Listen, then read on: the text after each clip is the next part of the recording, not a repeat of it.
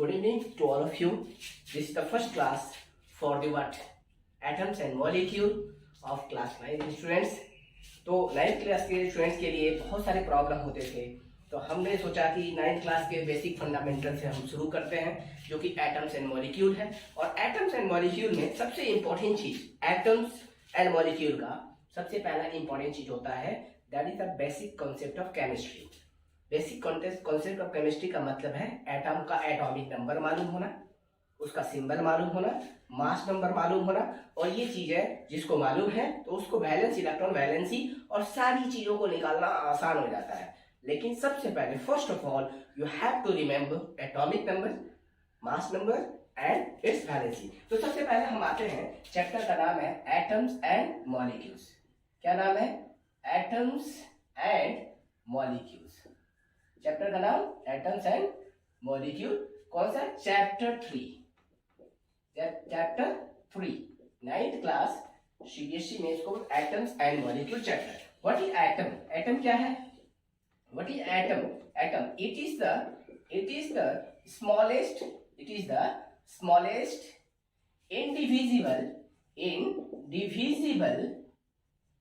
indivisible particle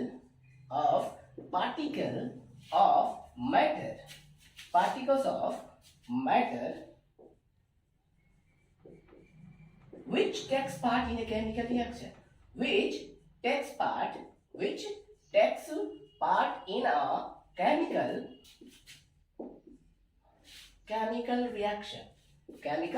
reaction. That is called what? Reaction is called an atom. तो हमें सबसे पहले जानना है इसका फंडामेंटल। एटम क्या होता है? It is the smallest indivisible particle of matter which takes part in a chemical reaction. जो कि क्या है? इंडिविजिबल है, स्मॉलेस्ट है, इंडिविजिबल है, लेकिन एक्चुअल में ये स्मॉलेस्ट नहीं है, क्योंकि इसके अंदर भी इलेक्ट्रॉन, प्रोटॉन, न्यूट्रॉन होते हैं। That is not the smallest, but definition में आपको ऐड करना पड़ेगा which takes part in a chemical reaction. Reaction में पार्टिसिपेट कौन करता है? एटम पार्टिसिपेट करते हैं, तो इसीलिए उसको ऐड करना पड़ता है, तब जाके ये डेफिनेशन करेक्ट होता है। तो it is the smallest indivisible particle of matter. Matter जो बने होते हैं, चाहे ये बना हो, चाहे कोई भी हो, कोई भी सब्सटेंस हो, जो भी मैटर बने हो, मैं हो, कोई भी इंसान हो, कैप हो, कुछ भी हो, whatever it may be, वो सभी क्या होते हैं? याद रखिए आपका, it is the smallest particle of matter, ठीक है, विच, ठीक है, takes part in a chemical reaction. Indivisible होता है, और रही बात इंडिविजुअल, ये डिवाइड हो सकता है इलेक्ट्रॉन, प्रोटॉन, न्यूट्रॉन में हो सकता है, ठीक है, लेकिन वो पार्टिसिपेट नहीं करते। पार्टिसिपेट कौन करता है? एटम पार्टिसिपेट करता है रिएक्शन। अब जरा ध्यान से देखिए, एटम क्या होता है समझ में आ गया। मॉलिक्यूल, जैसे कि एग्जांपल में ले सकते हैं, एग्जांपल में sodium atom, potassium atom, oxygen atom, nitrogen atom, etcetera. जब ये इंडिविजुअल फॉर्म में होते हैं तो वो एटम होते हैं, इंडिविजुअल फॉर्म में एटम होते हैं। अब आते हैं, क्वेश्चन होता है कि व्हाट इज मॉलिक्यूल? मॉलिक्यूल क्या होता है? मॉलिक्यूल्स क्या होता है? It is the smallest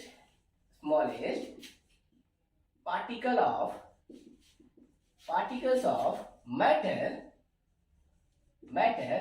which exist independently, which exist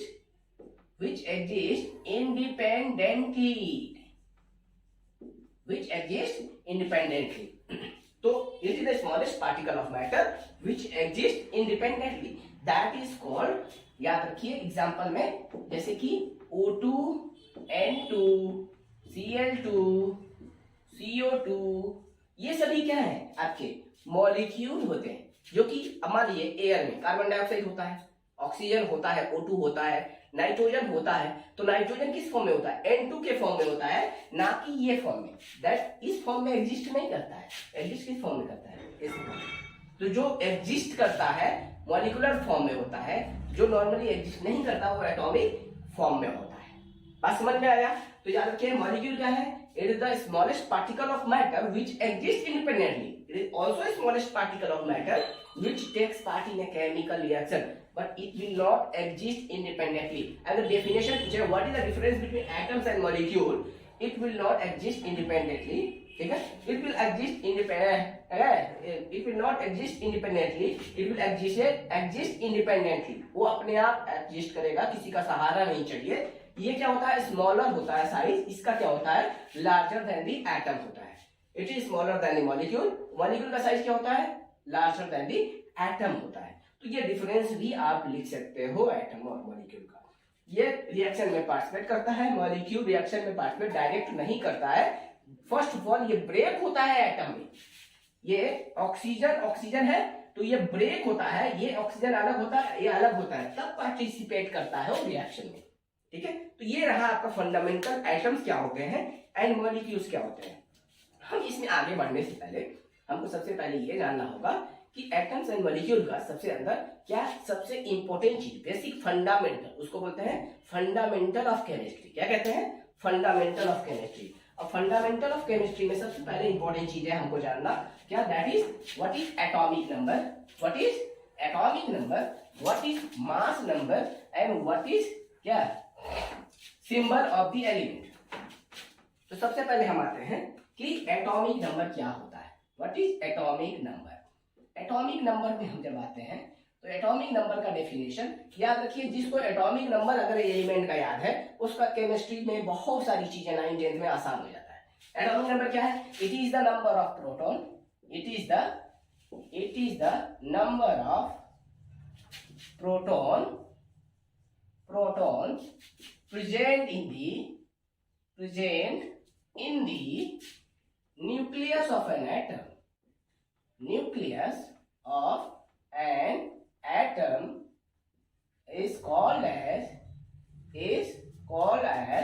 atomic number. क्या कहते हैं हम, एटॉमिक नंबर कहते हैं। जो न्यूक्लियस के अंदर, मान लीजिए एक एटम है, एटम का ये क्या है, न्यूक्लियस है, इसके अंदर ध्यान में रखिएगा, इस न्यूक्लियस के अंदर क्या होता है, प्रोटॉन होता है और साथ में क्या होता है, न्यूट्रॉन होता है। और इस सेल में अंदर क्या होते हैं, के एल एम, इस सेल के अंदर क्या होते हैं, इलेक्ट्रॉन होता है। एटम के अंदर ये एटम का स्ट्रक्चर है, this is the structure of atom, तो स्ट्रक्चर ऑफ एटम में जो सेल होते हैं के एल एम एन, उस सेल के अंदर इलेक्ट्रॉन होता है और जो न्यूक्लियस होता है, इस न्यूक्लियस के अंदर क्या होते हैं, याद रखिए, प्रोटॉन होते हैं और न्यूट्रॉन होते हैं। और ये प्रोटॉन डिफाइन करता है कि एटॉमिक नंबर क्या होगा। Clear, what is atomic number, it is the number of proton present in the nucleus of an atom. एक एटम के न्यूक्लियस में कितना प्रोटॉन है वो डिफाइन करेगा कि उसका एटॉमिक नंबर क्या होगा। ठीक है, इसी को क्यों चूज किया गया, आपके दिमाग में क्वेश्चन ये आना चाहिए, सर इसी को क्यों चूज किया गया, क्योंकि याद रखिएगा न्यूट्रल चार्ज होता है, ये क्या होता है, ना पॉजिटिव होता है ना निगेटिव होता है। प्रोटॉन का पॉजिटिव चार्ज होता है एंड इलेक्ट्रॉन का क्या होता है, प्रोटॉन का पॉजिटिव चार्ज होता है, इलेक्ट्रॉन का क्या होता है, निगेटिव चार्ज होता है। इलेक्ट्रॉन का नेगेटिव चार्ज होता है। और प्रोटॉन को क्यों सिलेक्ट किया गया, क्योंकि याद रखिए कोई भी एटम लेना और देने और शेयर करने का काम कौन करता है, जो इलेक्ट्रॉन का होता है। लूज गेन और शेयर वो सभी किसका होता है, दैट इज क्या है आपका, किसका होता है, इलेक्ट्रॉन का होता है। लूज गेन और शेयर का काम होता है, it always works upon, it always that is क्या आपका इलेक्ट्रॉन का लूज गेन और शेयर होता है, लूज गेन शेयर होता है, शेयर होता है। 1 मिनट,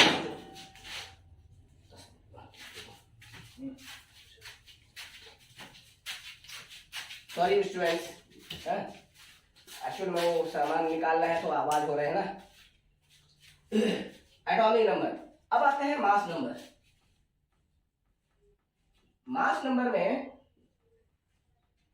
मास नंबर याद रखिएगा, it is denoted bye jet. ठीक है, it is denoted by what, jet. Mass number क्या होता है, it is the total number of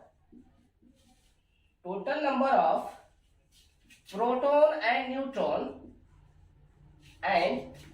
neutron present in the nucleus of an atom, present in the nucleus of an atom. Clear? तो क्या हुआ, एक nucleus के अंदर कितने प्रोटॉन और न्यूट्रॉन होते हैं वो क्या कहलाते हैं, that is called as proton and neutron is called as the mass number.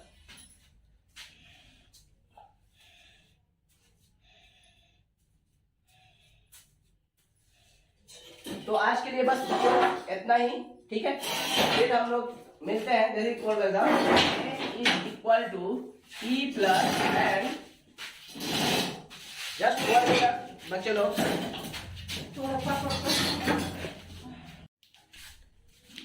तो बच्चों ध्यान से देखिए, अभी ब्रेक हमने थोड़ा सा ले लिया था, सॉरी फॉर दैट. ये क्या है, मास नंबर हमने पढ़ा रहे थे.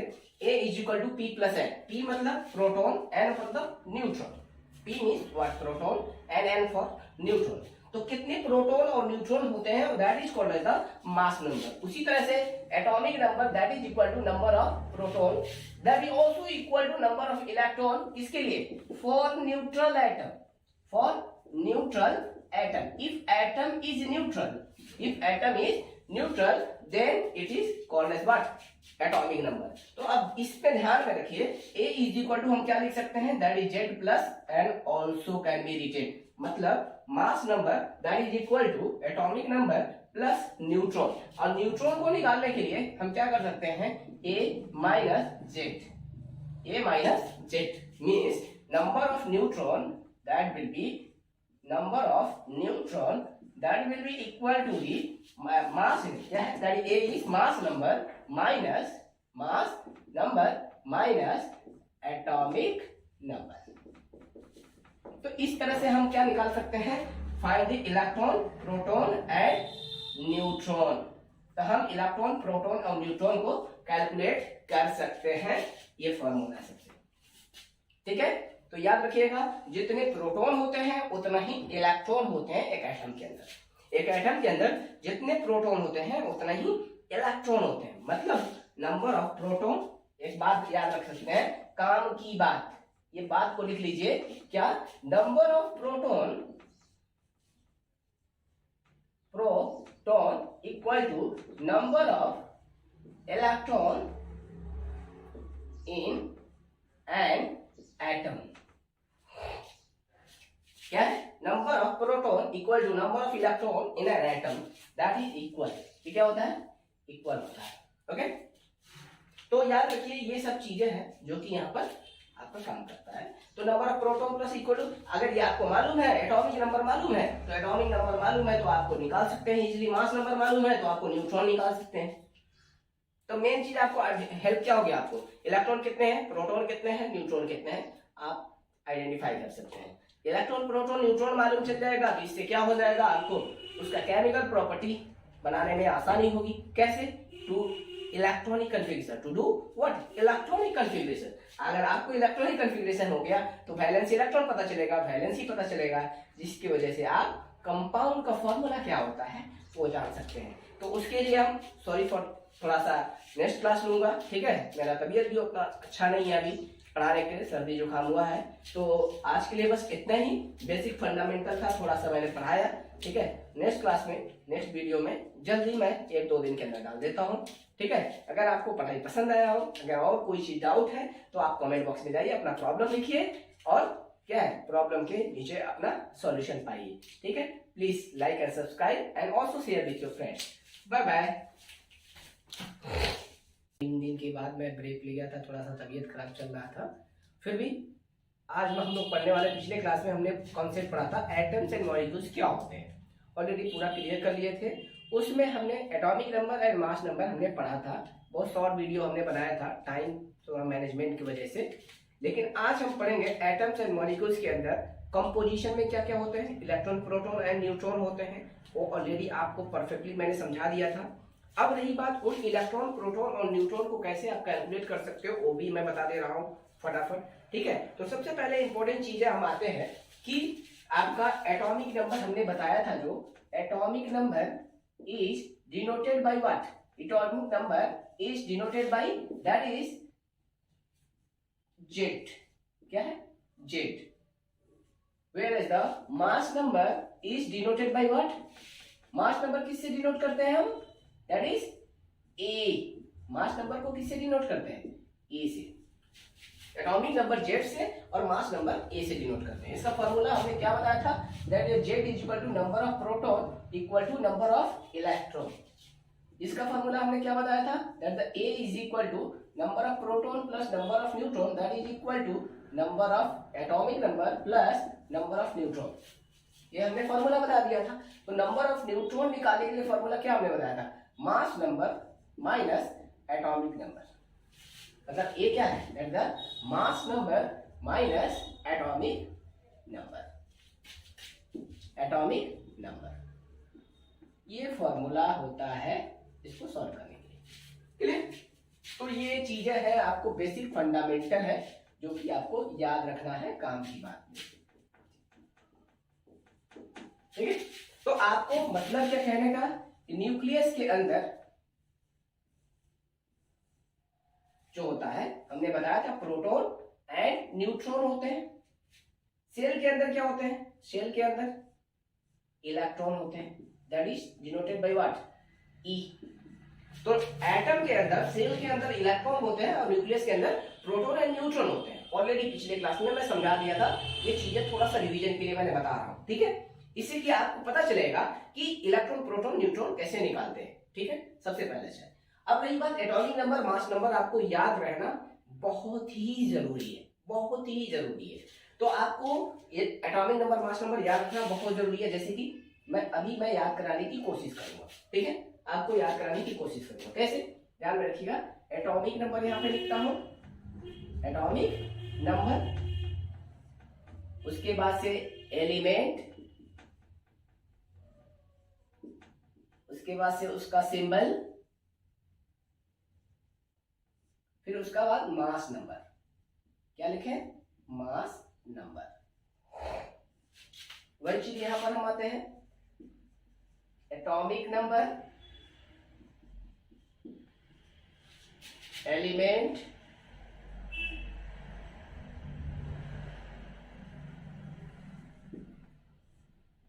Symbol, mass number. ठीक है? अब जरा ध्यान से देखिए। अब एक एक करके मैं यहां पे लिख रहा हूं। Atomic number 1। ठीक है? एलिमेंट होता है हाइड्रोजन। क्या होता है? हाइड्रोजन। सिंबल होता है H, उसका मास नंबर होता है 1। उसी तरह से atomic number 2 helium, helium,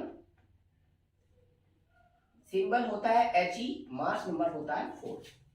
third one element is the lithium, lithium, symbol होता है Li, मास नंबर होता है 7। Atomic number 4 that the beryllium, beryllium, that the Be,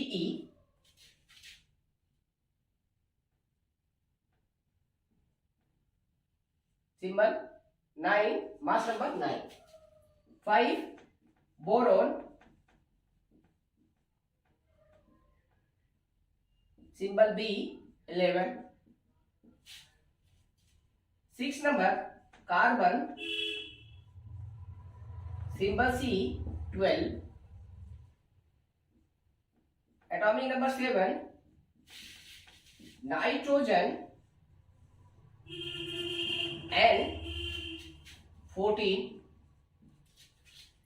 8 oxygen, symbol O, that is 16। 9 fluorine, F, mass number 19, mass number 19। Neon, sorry, atomic number 10 element neon, symbol Ne, mass number 20। Atomic number 11, sodium, symbol Na23, 12, magnesium, Mg24, atomic number 13, जो नहीं लिख पाते हैं तो इधर से लिख लीजिए या टेक द स्क्रीनशॉट, ठीक है, मैं समय दूंगा, टेंशन मत लीजिए। एल्यूमिनियम, Al27, 14, सिलिकॉन,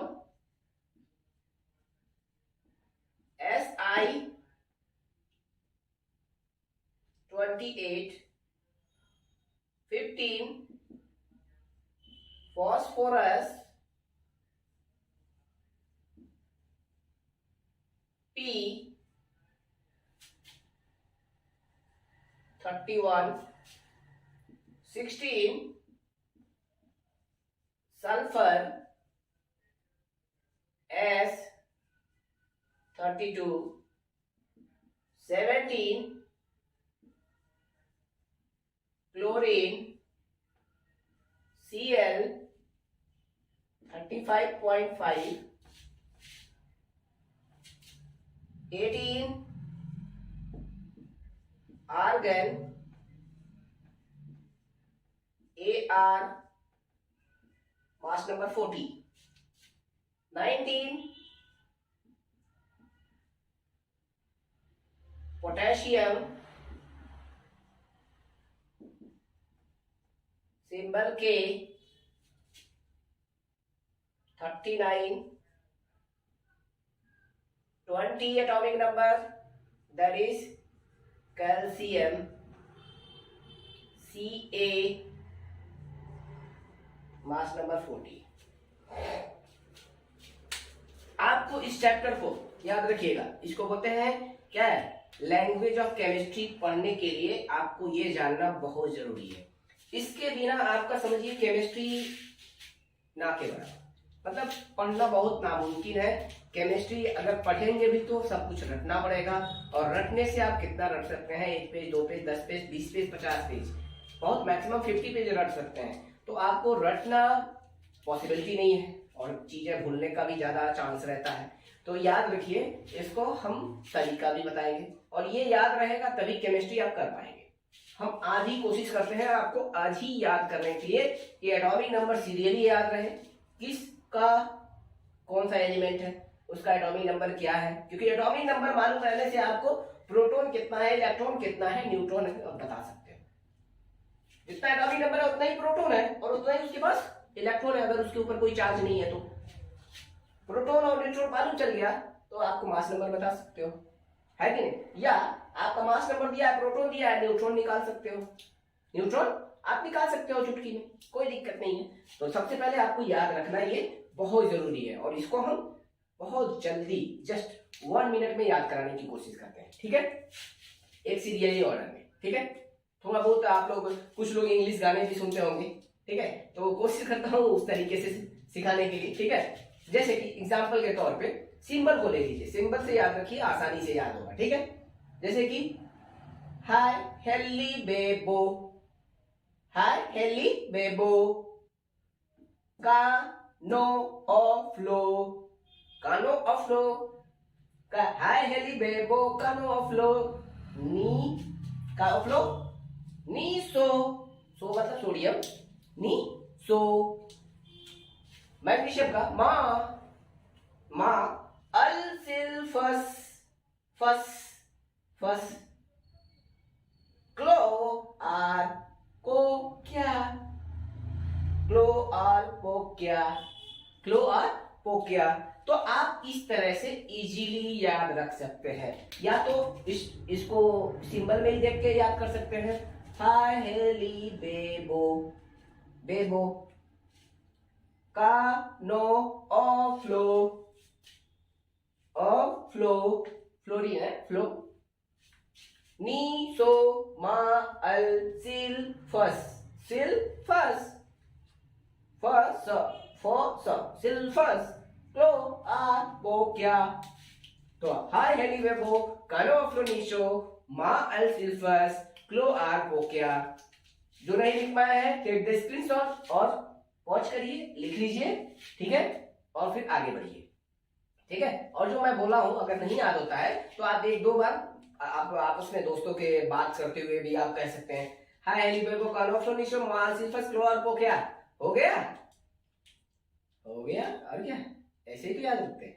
तो आपको इजीली ये परमानेंट मेथड है, कभी भी आप नहीं भूलोगे, ठीक है, क्योंकि ये गाने की तरह है और ये इंग्लिश गाने से मैच करता है, तो आपके लिए और आसान हो जाएगा, क्योंकि इंग्लिश मीडियम में पढ़ने वाले बच्चों के लिए ये चीजें बहुत आसान हो जाता है। तो हाय हेलीवेबो कानोफ्लोनिशो मा अल सिल्फस क्लोआर्पोकिया हो गया।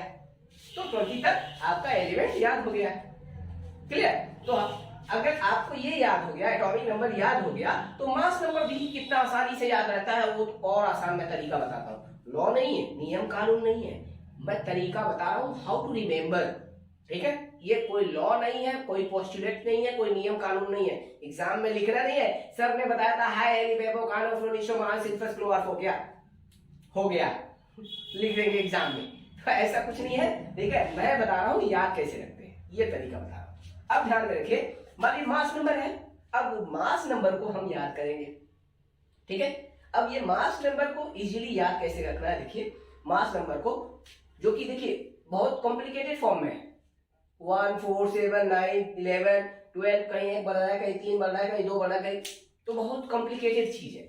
आप जरा ऑब्जर्व करिएगा कि मैं जो चीजें बताने जा रहा हूं कैसे आपको याद रखना है, बहुत ही आसान तरीका, सिंपल तरीका, ठीक है, कैसे आप याद रखोगे। देखो जैसे कि मान लो ये आपका दिया ऑड नंबर,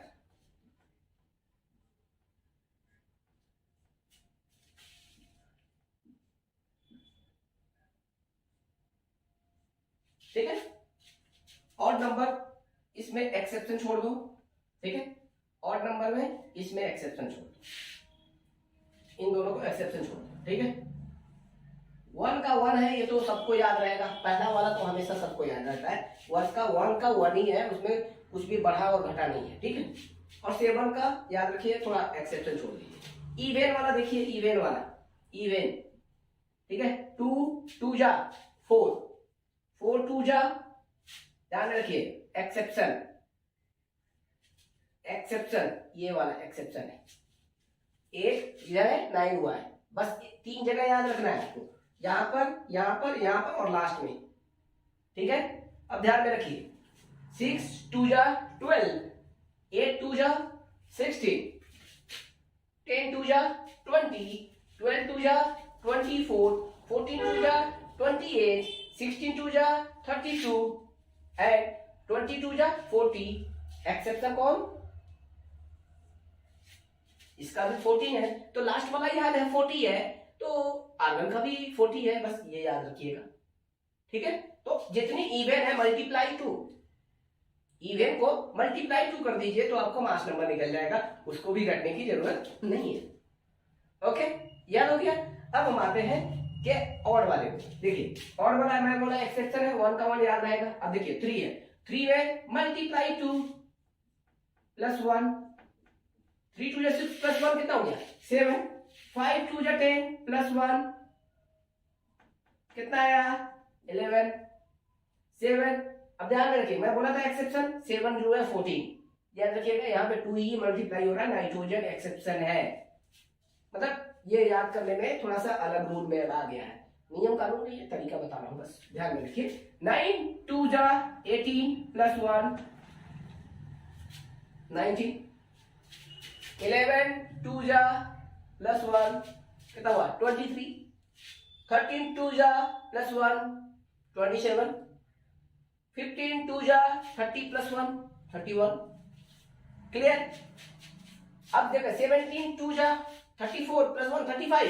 एक्चुअल में क्लोरीन का क्या होता है 35 एंड 37 होते हैं, एक्चुअल में 35 37 होते हैं, लेकिन उन दोनों का एवरेज जब लिया जाता है तो ये 35.5 यूज होता है, ठीक है। तो ज्यादा परसेंटेज किसका पाया जाता है, 35 मास नंबर का क्लोरीन। जिसका क्लोरीन का मास 35 होता है 75% नेचर में पाए जाते हैं, और 37 जो होते हैं वो 25%। एवरेज जब निकालते हैं तो 35.5 आता है, लेकिन एक्चुअली में 35 होता है। ठीक है, मास नंबर 35 होता है। 72 या 34 प्लस 1 35 और 35.5 आ जाता है। ये स्पेशल कैरेक्टर, ठीक है, स्पेशल कैरेक्टर। 19 जा प्लस 1 कितना हो गया, 39। तो आपको इजीली ना एटॉमिक नंबर याद करने में परेशानी होगी और ना ही मास नंबर को याद करने में परेशानी होगी। तो हमने कैसे आपको याद कराया, how to remember the atomic number, हार हेली बेगो कानो ऑफ्लो नीशो मा अल सिल्फस क्लो आर पो मतलब पोटेशियम, क्या मतलब कैल्शियम, हेलीबेगो कानो ऑफ्लो नीशो मा अल सिल्फस क्लो आर पो क्या हो गया। तो इस तरह से आप एटॉमिक नंबर याद रखेंगे, और ये जो रूल मैंने बताया और एनीवेन का रूल, इससे आपका मास नंबर याद रहेगा, रटने की जरूरत नहीं है। 2-3 बार आप पढ़ेंगे, बनाएंगे, आपका परमानेंट याद हो जाएगा। ये केवल 9th में काम नहीं देगा, 10th में भी काम देगा, 11th में भी काम देगा, 12th में भी काम देगा। जब तक केमिस्ट्री आप पढ़ेंगे तब तक काम देगा, क्योंकि इसके बिना केमिस्ट्री आप पढ़ ही नहीं सकते। तो याद रखिएगा, this is the fundamental of chemistry.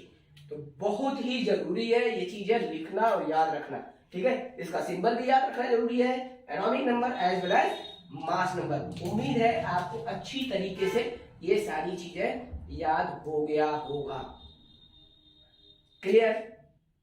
अगर आपको पढ़ाई पसंद आया हो तो please like, subscribe and share my channel. And अगर आपको कोई परेशानी या प्रॉब्लम या किसी चीज में डाउट होता है तो कमेंट बॉक्स में जाइए, अपने प्रॉब्लम को लिखिए और उसके ऊपर आप सजेशन दीजिए कि किसके ऊपर हमको वीडियो बनाना चाहिए। I will try my level best to solve that problem. Okay, bye bye. आज के लिए बस इतना ही।